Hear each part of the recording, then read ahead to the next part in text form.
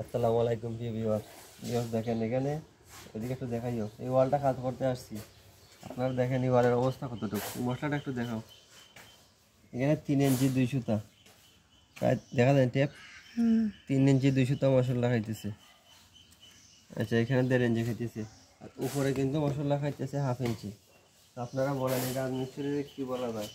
এদিকে দেখেন ভাই, এখানে প্রায় 2 ইঞ্চি, এক জায়গায় 2 ইঞ্চি, এই দেখেন এক জায়গায় 2 ইঞ্চি মশলা, এতটুকু এক জায়গায় 2 ইঞ্চি, এদিকে বিশেষ করে এখানে। তো এরকম হইলে কি কাজগুলো করা যায় নাকি? দেখেন 3 ইঞ্চি 2 সুতা মশলা খাইতেছে, 3 ইঞ্চি 2 সুতা। তো বলেন, আমরা টাইস মিস্ত্রিরা তো কাজ করতেছি, তবে রাজমিস্ত্রির জ্বালায় কাজ কি করা যায় ঠিক মতো? আপনারাই বলেন। ওইদিকেও সেম অবস্থা, ওইদিকেও সেম অবস্থা।